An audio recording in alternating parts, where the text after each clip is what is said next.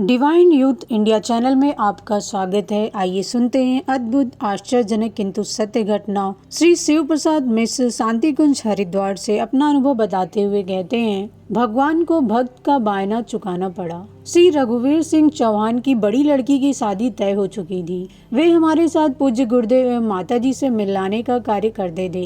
अतः हम में से कोई जब उनसे पूछता कि चौहान जी शादी की तैयारी हो गई, तो वे झट से उत्तर देते, सब गुरुदेव करेंगे। 2 माह पूर्व से शादी तय थी। जब कोई भी उनसे इस संबंध में पूछता तो उनका एक ही रटा रटाया उत्तर आता था, सब गुरुदेव करेंगे। जब शादी के 4-5 दिन रह गए तब भी उनका यही जवाब मिला। किसी कार्यवश में ज्वालापुर गया था।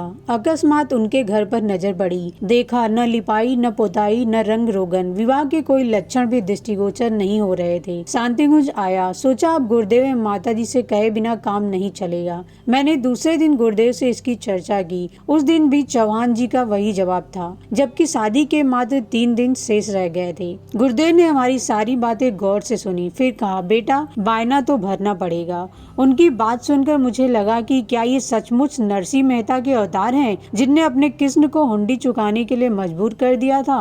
मैं कुछ सोच पाता इससे पूर्व ही गुरुदेव का आदेश हो गया, बेटा तू देख, सारी व्यवस्था कर। नीचे आया तो माता जी से परामर्श किया, उनने भी यही बात कही। फिर क्या था, चौके से मेटाडोर में बर्तन आदि मैंने डाले और कुछ बहनों को लेकर सावित्री जीजी वहाँ पहुँची। लिपाई पोताई से लेकर सारा चौका उन लोगों ने संभाल लिया। मैंने सोचा कितनी व्यवस्था करनी पड़ेगी, इसका तनिक अंदाजा लगा लिया जाए।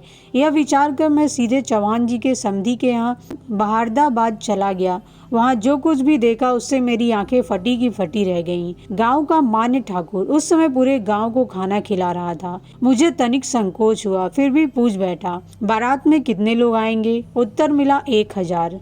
मैं हक्का बक्का रह गया, फिर भी साहस कर बोला, यह बहुत अधिक है। आपके समधी साहब इस बोझ को नहीं झेल पाएंगे, संख्या कम रखिए, अन्यथा शादी का मजा बेस्वाद हो जाएगा। बड़ी मुश्किल से 150 पार पर राजी किया। यह अलग बात है कि वे 300 आए। बारातियों की संख्या निश्चित करने के उपरांत मैं ज्वालापुर बाजार आ गया और किराने का सामान खरीदने लगा। 1345 रुपए का सामान खरीदा। मिठाई को गिनकर 200 से कुल ऊपर लाया। 300 बाराती, 300 घराती, कुल 600 की व्यवस्था करनी थी। सावित्री जी भारती अम्मा ने मिलकर चौके की सारी जिम्मेदारी संभाल ली। हम लोग भी उसमें अपने अपने ढंग से सहयोग कर रहे थे। महेंद्र शर्मा जी पूड़ी तल रहे थे, मैं और राम साहब शुक्ल जी कुछ कुछ करते रहे। 3 दिन के अंदर इतनी बड़ी व्यवस्था देखकर मोहल्ले वाले भी हैरान रह गए। सबके मुंह से एक ही बात निकल रही थी कि लक्ष्मी की कृपा तो सुनी थी, पर देखी आज ही है। मैं स्वयं आश्चर्य में था कि मैंने इतने का किराना सामान लाया, पर बारात के विदा होने के बाद भी पूरी, सब्जी एवं लड्डू बड़े पैमाने पर बचे रह गए, मानो स्वयं अन्नपूर्णा माँ भगवती वहाँ विराजमान हो। मिठाई तो मैं गिन कर लाया था 200, पर 600 लोग कैसे खा गए यह तो विधाता ही जाने। लड़की जब ससुराल पहुंची और यहाँ की बातें वहाँ गई एवं खाना संबंधी अचंभा सुना तो लोग आश्चर्यचकित रह गए। उसे चमत्कारी लड़की मान लोग दूर दूर से उसे देखने आने लगे।